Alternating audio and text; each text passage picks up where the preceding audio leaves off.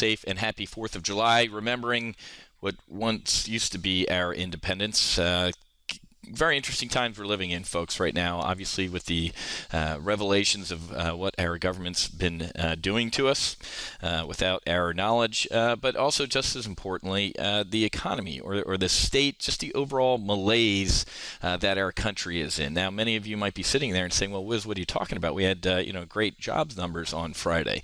And I'd say you're smoking what the White House is putting out, folks. The number of full-time equivalent FTE jobs in America went down by 56,000 in June. Okay, and all these folks and the White House hailing what a good jobs report it was. You ready for this?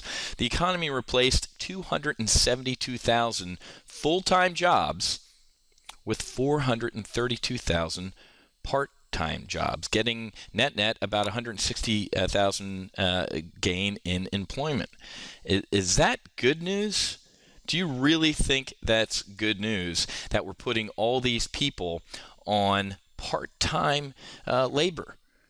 There's one word for why this is happening: Obamacare. The Wall Street Journal called it a fiasco for our times. It is an absolute train wreck, folks. And I, as a Fortune 500 consultant, in addition to being a chief investment strategist, I see what's going on in boardrooms. I see what's going on at the executive level of companies throughout the United States and literally around the world. And they are absolutely mortified, terrified of what comes out of Washington as far as mandates. And they're booting as many people as they can to be part-time employees. Does that sound good? The real number, I call U3 the liar number, right? This is the official unemployment rate. That's what politicians use. And 7.6, it's unchanged. Here is the real unemployment number, folks, from the BLS, the Bureau of Labor Statistics. It's called U6, and it went up by a staggering amount between May and June. Look at that. Absolutely a 13.8 to a 14.3 handle. What is U6? It's the total unemployed, plus all persons marginally attached to the labor force, plus total employed part-time for economic reasons, right? And this is literally people who, former executives who can't find work now, who are working at Starbucks. I mean, taking any sort of job that they can to eat. You think this is great news? It's absolutely horrible news for our country, folks. But what do we end up doing, right? We just end up going higher and higher. But a couple canaries in the coal mine that I want to just call your attention to. Look at this.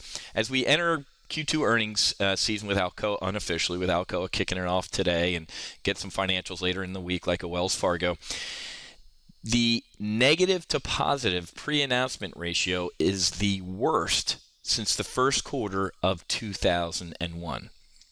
So the number of companies rushing out to a microphone to pre-announce and say things are going to be horrible is the highest in 12 years. I have a 13-year-old son. He was an infant the last time it was this ugly. Okay? That's not good, but what's going on in the market? Now remember, folks, the economy and the stock market are completely disconnected. The market goes higher and higher and higher on the Fed's hopium as U.S. macroeconomic data go lower and lower, right? The data aren't good. The data is actually horrible out there.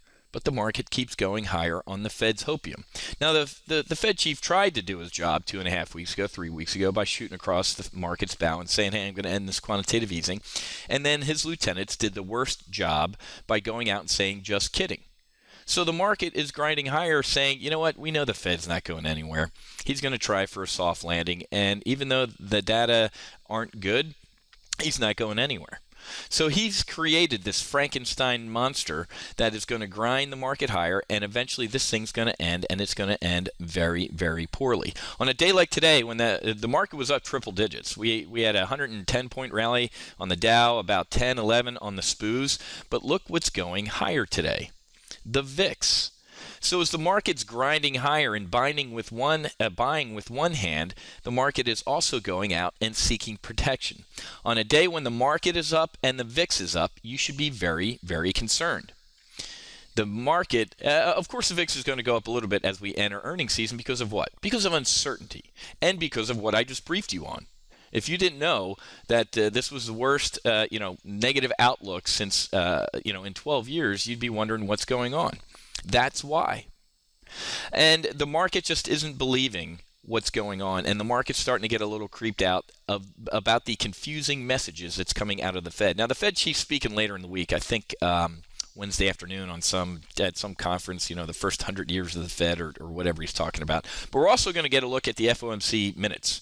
They're going to be released on Wednesday, so we're definitely going to get a look into more of the printed word as opposed to Bernanke's spoken word about taking his foot off the accelerator and tapering this and all the memes and adjectives that they're using. We're actually going to see the written word and see exactly what they're thinking. So very interesting times we're living in, folks, as we get ready to enter Q2 earnings season, and the market's on pins and needles already, and we have conflicting messages out of the Fed, and we're gearing up for an earnings season that could potentially be very, very bad.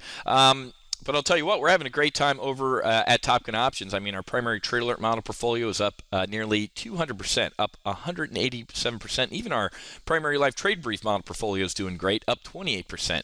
Let's compare that to what's going on with some other, quote, smart people. The average hedge fund as of June 21st is only up 2.5% year to date. 2.5% year to date. And the S&P 500 as of the end of June was only up 12.8%. So the primary live trade brief is outperforming the S&P 500 by a factor of 2, and then obviously the primary trade alert model portfolio is just blowing it out of the water, up nearly 200%. So a lot of good stuff going on over at Top Gun Options.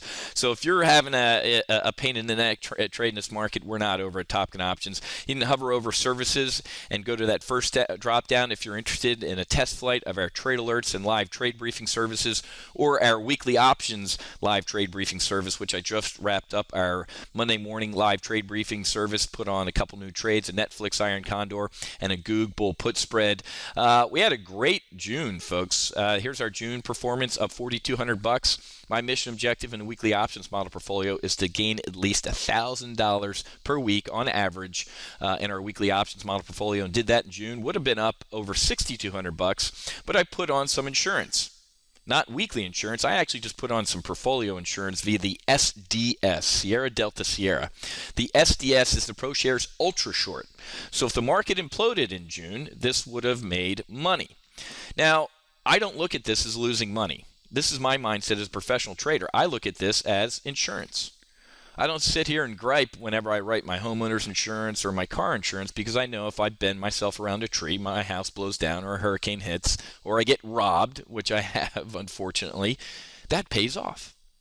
So I felt great. So even though this lost a little bit of money and I didn't see a full $6,200 in profit in a month here, hey, $4,200 averaging $1,000 a week beats a stick in the eye. And let's take a look at our performance month to date. In July, we're already up close to $3,700 in July alone, and it's what, July 8th. So on track to have a great month in the weekly options model portfolio, and like I said, a lot of good things going on here at Top Gun Options. But be careful, folks.